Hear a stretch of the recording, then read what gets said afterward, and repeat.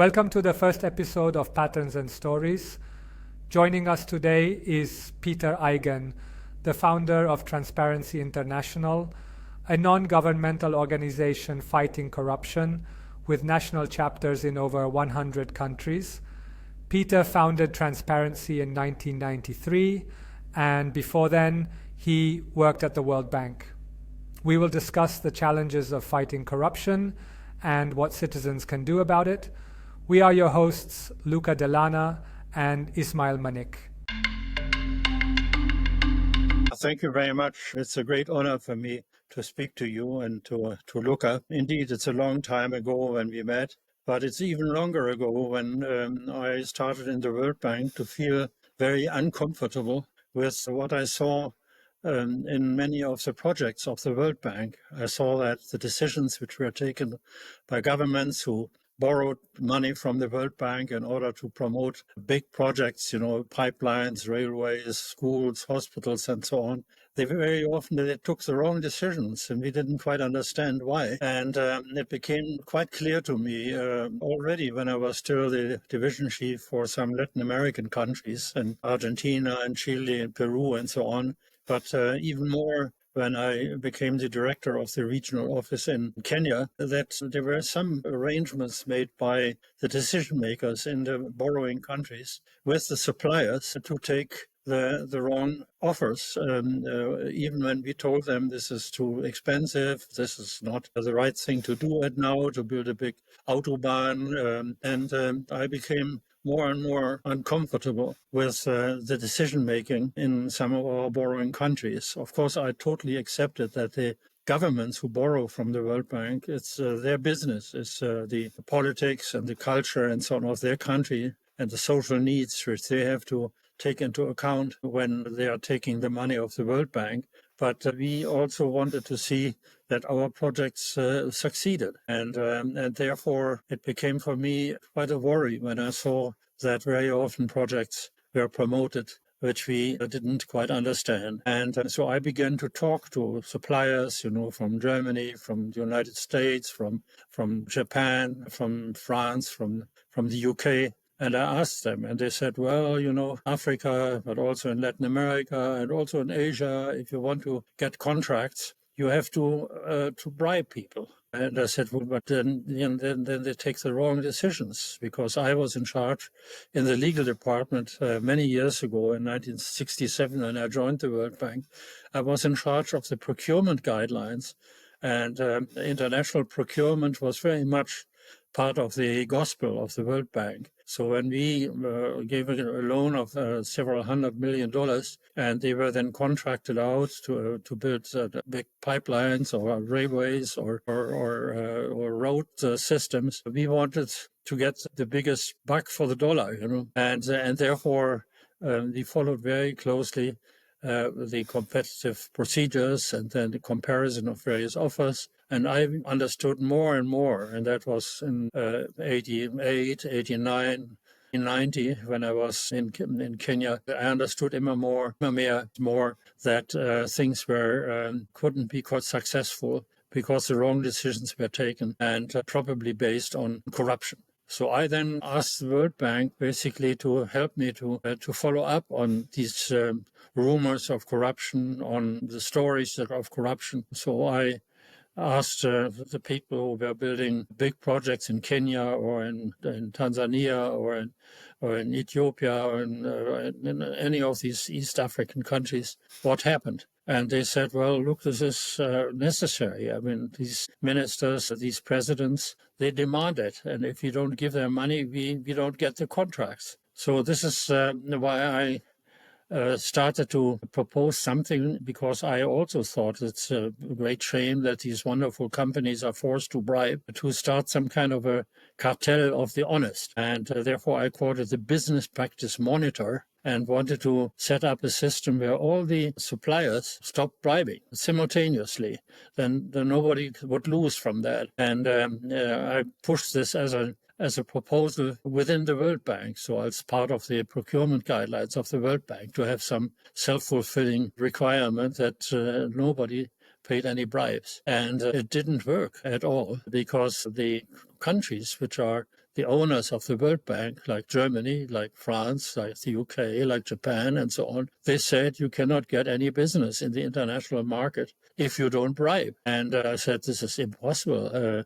The Americans have the Foreign Corrupt Practices Act. In fact, unfortunately, it was just suspended by President Trump, the application of the Foreign Corrupt Practices Act in the United States. So this was for me the example. Jimmy Carter had started the Foreign Corrupt Practices Act basically after the Watergate scandals and made sure that no American citizen, no American company was allowed to bribe abroad. And I must say this was a very courageous step. The companies didn't like it because they saw that the Germans and the French and the Brits were allowed to continue to bribe. They had expected that everybody stopped at the same time. But the others said, oh, that's good that the Americans cannot bribe. Then it becomes easier for us to get contracts. So this was basically the situation which I found, and therefore I wanted to start this business practice monitor, where every supplier who wants to bid for a World Bank contract had to commit that they all would simultaneously stop bribing.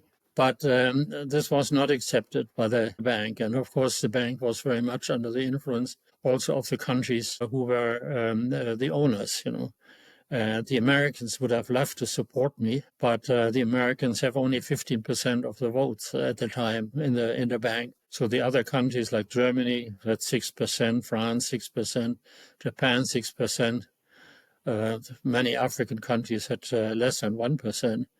So it was simply a decision of the bank that I was not allowed to introduce that system. And I was very unhappy. I had a couple of friends in Kenya. I met regularly, for instance, with a wonderful accountant whom I met once every week. His name was Joe Githongo, and he was one of the Kenyans who then started to work with me. And when we had a retreat, all the resident representatives of the World Bank in Africa, we had a retreat in Swaziland. I was invited to give a speech to my colleagues, and I wrote this speech together with Joe Githongo because I didn't want to pretend to give sort of moral lessons to Africa or so. So I rather wanted to do that with an African friend. And the two of us presented a paper which everybody accepted. I mean, all the other resident representatives of the World Bank in other countries, they all thought was a great thing.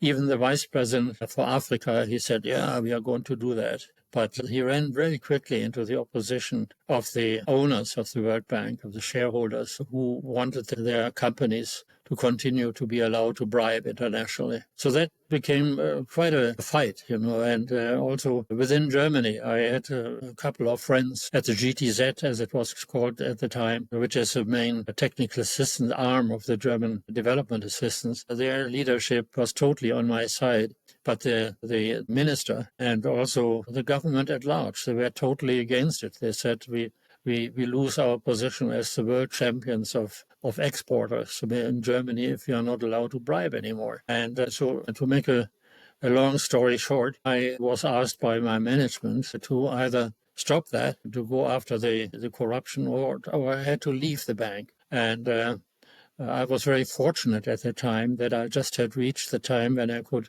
take retirement. So I took retirement, and 1991, I went to Berlin and called all my friends whom I had earlier discussed this matter with, including people in Latin America, but also in Africa.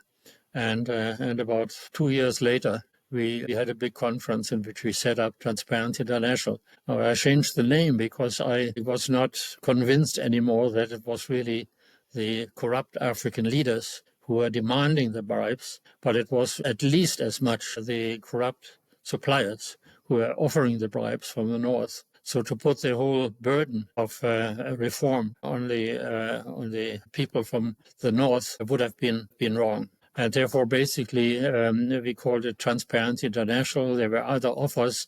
Other people wanted to call it Integrity International and other things. But I was able to prevail because transparency is such a wonderful term. It only describes something, a situation in which better governance happens, if transparency prevails. So that was basically the story at the time. I can go on and on and on, and it was a wonderful story for me, because I got a lot of support from many people all over the world. I mean, even at the launch meeting in Berlin in 1993, we had already a former minister of finance of Ecuador. We had very powerful private sector people joining us. We had Obasanjo there, who was had been the president of Nigeria, and at the time he was running the NGO in Nigeria. So he came and helped us. So it was a fantastic meeting, which combined also a lot of international civil servants from the United Nations, from Transparency International, from Amnesty International, from other NGOs. So at that time, we gradually formed the idea to set up TI, which I must say I'm very proud of, that we managed to get it going. A normal citizen, like for example myself, what can we do if we want to reduce corruption in our country? I mean, I feel very strongly that if you leave it to the government to control corruption, then it will be very hard to be successful. And if you leave it to the companies, then it's also very hard to succeed, because the temptation to pay a little bribe and get hundreds of millions of dollars of contract and so on is tremendous. And therefore you need other actors. And the individual citizens, of course, are not very powerful. I mean, if you are asked by a policeman in the street in Kenya or in the Maldives, and he says, I give you a ticket because you are parked wrongly, and you say, no, I'm not parked wrongly. Yeah, but I think it looks very wrong what you park. But if you give me $10, then I can forget about it. I mean, these situations are so easy. Then the temptation to pay is great, and maybe it's the only solution. But the better solution is if one gets together as civil society and organizes something like Amnesty International or Greenpeace or Save the Children. I mean, this is where citizens get together to promote something which, to some extent, is supposed to help society as large, but which the government very often is not able to supply. And therefore, I'm a great believer in bringing together government, civil society, and private sector to agree that, for instance, corruption is very damaging to everybody. If you have corruption in the transport sector in Africa, then all the transport companies which are trying to make business here, they will suffer from it. And so in many ways, it's important to get together these citizens groups and join them together into a discourse with the government in a given situation and the private sector in a given situation. And on that basis, you can change things. I mean, if you look back at Transparency International, for instance, 1999, legislation in Germany was changed. Basically, they have now a law which, like the United States, the Foreign Corrupt Practices Act, that a German company which is caught bribing somebody in Africa will be punished in Germany. In the past, until 1999, they would get a tax write-off. They could declare this as a useful expense, as Werbungskosten, as you say in Germany. And you would tell the Ministry of Finance, I had to pay $10 million to President so-and-so in such and such a country. And you can prove it, you show them the receipt, and then you can deduct that from their taxable income, rather than being punished, And this is amazing. So how did we get there? I think it's a combination of a number of things. I mean, one is, which was very important for us, we don't see ourselves as Transparency Initiative as an organization which is chasing individual corruption cases. We are doing that also if it is necessary for our mandate to change the system. But the main thing is we want to change the system. And that's what happened in Germany. But it took a very long time. We had very close connections with a number of big companies. Many of them didn't want to be mentioned because they said we don't want to show off, in front of the others who are bribing. But we are not bribing, and we support you. I mean, for instance, there was one firm, the firm Bosch, the big electric firm, which lent us, for instance, here boardrooms for our sessions in Stuttgart, which supported our way. But they didn't want to mention this because they felt ashamed. They were embarrassed that they didn't bribe, because the others, their competitors, they thought they have to bribe because otherwise they don't get contracts. So it was very strange to build up a system of support. And we were successful eventually with the government. We were successful with governmental institutions, development institutions. But it took very long in the World Bank to convince them. It took until Jim Wolfenson joined the World Bank, which was 1995. And at that time, we saw a chance because we had heard that he was privately very much against corruption. And in fact, it was a very nice story. He was a musician, and I'm a musician, played clarinet, and he played cello. And so he said, I'm coming to Bonn to talk to all the NGOs in Germany. He was one of the world. He got a medal in. He was an Olympic. Right. I think he got an Olympic medal.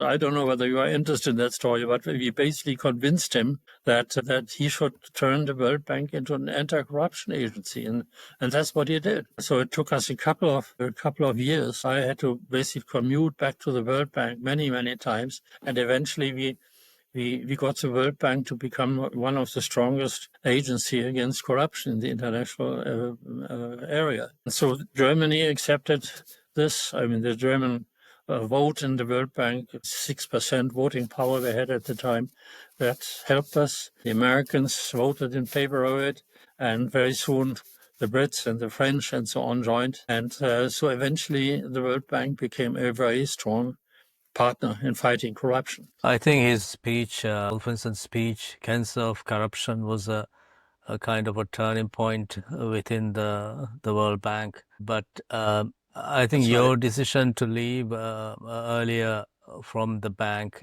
that was also a very courageous decision. And what do you think was the tipping point which kind of moved this work to the forefront, anti-corruption effort within the multilaterals? I think one of the best ideas we had, and I had that, we had that briefly before the launch in 1993, was to create what we call the Integrity Pact. I mean, we call that also at the conference, we call that the Island of Integrity, where we said we don't want to change the whole world from one day to the other, but we want to create certain situations, say the road sector of Uganda or the health sector in Ghana or so. And we would say in that sector, we try to create honesty. So we allow everything else to continue. We are not going to name and shame corrupt people if you find out about it. And to the contrary, we try to become friends of the companies, in particular the multinational corporations. So I worked very closely with Siemens, for instance. Siemens had its headquarters for a while in Erlangen.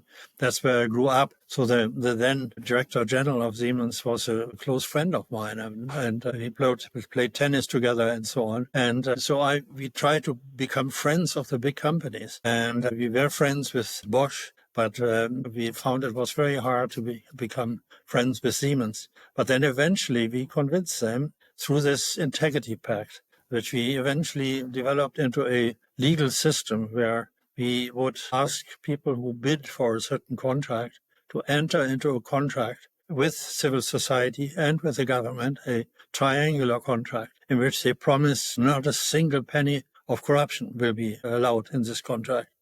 And in particular, civil society was empowered to look at the books and so on, look at the bids, look at the bid evaluation. And in fact, we introduced this in many countries. Robert McNamara, who was the president of the World Bank for a long time, he fell in love with that formula. So he traveled with me to various African countries, and we convinced various presidents to introduce the Integrity Pact in their bidding documents whenever they borrow from the World Bank. But the World Bank didn't allow it. In fact, they still felt that if you have free international bidding, you could not interfere. You couldn't impose any conditions. So you would have to allow whatever they do. In particular, you don't interfere with their politics. You don't interfere with their cultural system. So if in a certain country corruption is part of the deal, then the World Bank has no business in getting involved. So for a while I had these strong supporters like Obasanjo, like Jan Pronk, who was the minister of the Netherlands, and so on. I eventually managed to introduce this integrity pact in many, many big contracts. I mean, even in Germany, for instance, our airport in Berlin had to be rebid completely after about 4 years of preparations, because they had a lot of corruption. And therefore, the managers of the suppliers, they came to us and said, why don't we introduce the Integrity Pact? And we did. And now it's a wonderful airport here in Berlin. So this is one tool which we still use. I mean, for instance, in Pakistan, it's very widely used. And in many countries, we are trying to do this at every level. It can be even, say, in the school system, where you say the teachers agree with the parents and the students not to take bribes when they admit people to the school or something like that. So it can be very small.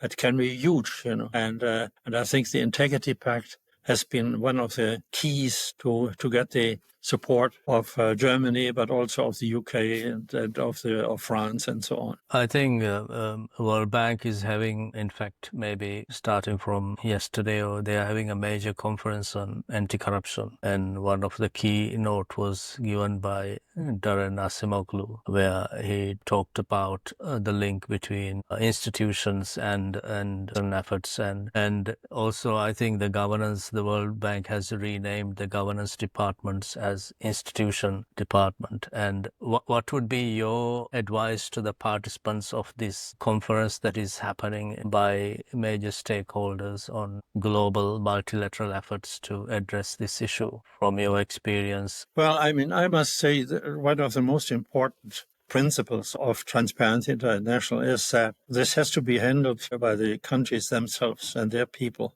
And so the main strength of Transparency International are the national chapters. And I mean, you have a fantastic national chapter in the Maldives. Italy has a strong chapter. In Germany, we have thousands of members in our chapter. And some of the chapters, like in Bangladesh, they have 12,000 supporters, In Argentina, they have 6,000 members and so on. So it's basically a massive people's movement of partly experts or partly also people who are suffering from corruption, either because they work in a big company where they have to bribe. They are told to bribe, and if they don't bribe, they are fired, and or people in governments who are used to take bribes and they're distributed to their superiors, and they have the same constraint. So some systems are so corrupt that it's very hard to change things. Therefore, I believe very strongly in this second part, our second mantra, basically. And that is when we have to get the main stakeholders together in a given situation with their interests and let them present their interests and confront them with their interest of the other two. And that is the civil society, private sector, and government. So when the government says we have to do that, we need money and so on, because otherwise we don't have enough income. So then they tell the others, then the others will say, but then you build hospitals which are crooked, or you build roads which nobody needs, and so on. So we all suffer from that. And so all three stakeholders have their own ideas, their own needs, their own interests. And they have to be brought together, not only once for a meeting or so for Integrity Pact, but they have to stay together and look for a respectful and professional dialogue in which they compare these different interests and come to compromises. So that has become over the years my main recommendation. I mean, it's on the one hand that every country, every society has to develop its own fight against corruption. We should not try to handle that from Berlin or from Rome or from somewhere. And we should rather empower people in the countries, and that we can do by supporting the movements of civil society and their freedom of acting. On the other hand, if once we have that, we should then go for this multi-stakeholder process whenever it is possible. I mean, I'm still doing this right now. When I left Transparency International, I started the Extractive Industry Transparency Initiative. And that is a typical example where the mining companies, they have the same voting power as the governments and the civil society organizations. So in their charter, which is an association of Norwegian law, which I helped to set up at the time, each of the three stakeholders has equal voting power. So all their decisions, all their values, all their positions which they take internationally are carried by a compromise of these three actors. And of course, the mining companies want to make as much money as possible and want to not have to clean up afterwards and so on. And they want to, if possible, hide their income so they don't have to pay too much taxes and so on and so on. And which is partly legitimate, But the civil society says no. I mean, we live here in this village. We want to have a fair share of the income and so on. So, I mean, this multi-stakeholder process, which brings the three actors, government, civil society, and private sector together, has become sort of my golden key, to better governance. But of course, I mean, your question goes a little bit more deep. I mean, what do you do when everybody is corrupt? How can you then, when your institution is corrupt, how you as an individual can make a contribution? And there, one simply has to be smart, and has to try to develop a strategy which will eventually change things. I mean, for instance, we had a terrible thing with the UN Convention Against Corruption to get that ratified in Germany. Because the German deputies, the members of the Bundestag, they said, look, if we sign that, if that is ratified in Germany, we cannot take any money anymore from our constituencies. We cannot talk to them. We cannot support their needs and so on. So this makes it impossible to be an effective parliamentarian. So they refused to ratify this. And Germany was one of the last countries to ever ratify the UN Convention Against Corruption, which was a fantastic achievement of the 160 countries which have signed this in Merida in Mexico, with our support and with our tremendous presence at the time. Multi-stakeholder approach is, for me, the second most important issue. But then the third one is to try to stay away from getting involved in individual cases of corruption too much. I mean, we had some problems with some chapters in Zimbabwe, for instance. They wanted to go after corrupt ministers and so on. And I said, don't do that. I mean, try to support if others are doing it. But our organization should try to build a coherent, systemic approach to corruption. And I think we have shown that this can succeed. This is, Peter, this approach is so important and so different from what other people would sometimes think.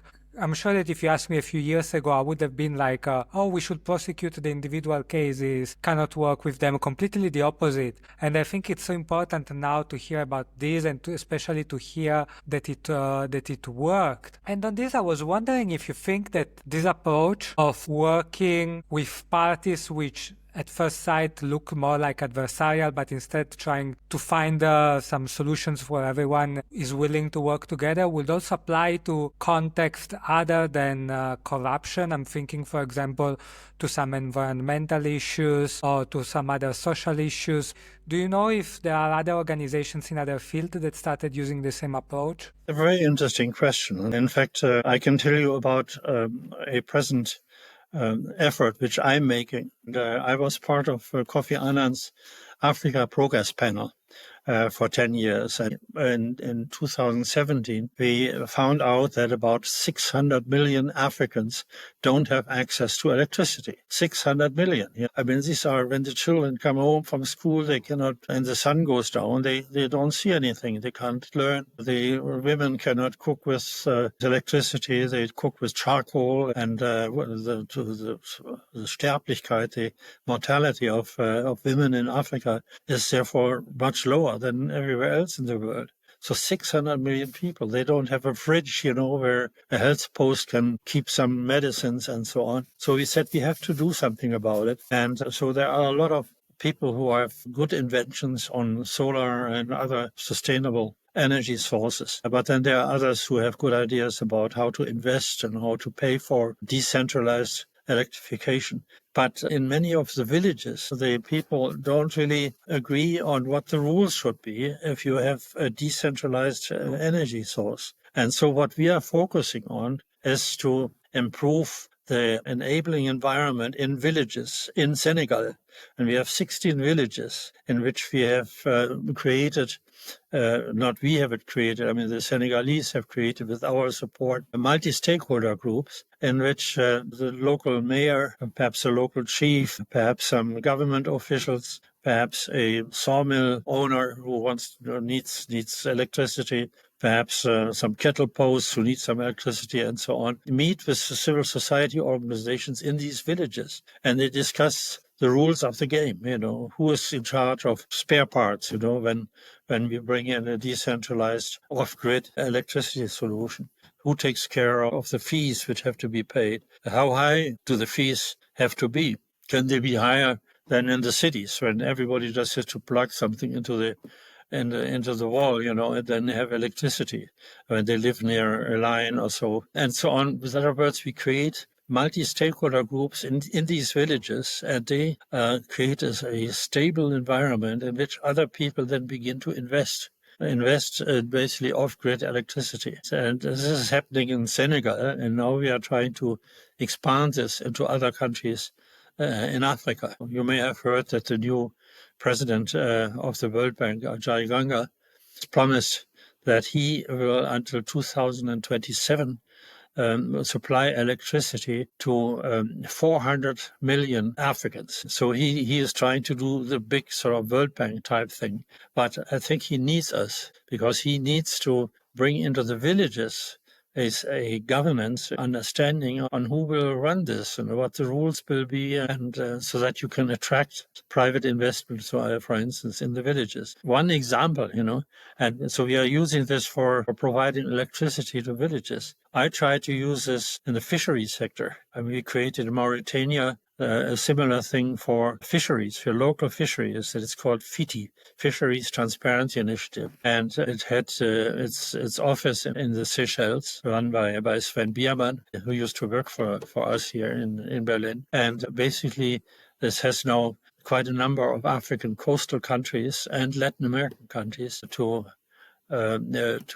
create governance, good governance through multi-stakeholder processes, where the fishermen say what they need, say what the government has to do, how they can avoid giving huge concessions agreements to, say, the Chinese fishing fleets or the Spanish fishing fleets, which fish all the fish away. I mean, if you go to Senegal, to the beach, you will see, at the beach, you see one boat next to the other, and the fishermen sitting around because they can't find any fish anymore. So I mean, we have created this for fisheries. I've tried to do it for the Lieferketten, as we call it in Germany. This is a supply chain, for instance, in garment industry. But we didn't succeed with this because my concept of trying to create multi-stakeholder efforts in the producing countries was not followed by the German Ministry of Economic Cooperation. Instead, they force importers, German importers, to only import if the production is fair and humane, no child labor, no harassment of women, no slave labor, and so on. And of course, they are right. The Lieferkettengesetz in Germany was right, but it couldn't be enforced by simply telling a German importer, if you import something from Bangladesh, you have to make sure that there is no child labor in the factories and so on. I mean, for that, you need multi-stakeholder process. So this is what my approach is in many other areas, and others. My wife does this in German cities where there are fights about certain decisions on urban development and so on. She brings together civil society, private sector, and government to discuss what the best solution is. And she has in 10 cities here in Germany, she has found solutions for intractable problems through multi-stakeholder processes. So I'm very much convinced of this, Ismail, and I'm trying to preach this also at TI, So because whenever we were successful with TI, it was based on multi-stakeholder processes. Whenever we were able to explain to everybody that it's their interest to stop bribing, and then they agree to simultaneously behave okay, then we were successful in any context, whether it's in Asia or Latin America or in Africa or in Europe. One key stakeholder is the academic order. So a lot of bureaucrats go to train in these public policy schools in LSE or in Columbia or Harvard MPA program. What do you think? So I had a look at some of the course syllabuses on how they teach corruption, and what would be your suggestion when you're training government bureaucrats and public policy students? What should be taught to them? What would be your syllabus, in a sense, key things that you would want them when they go back to their countries? Yeah, well,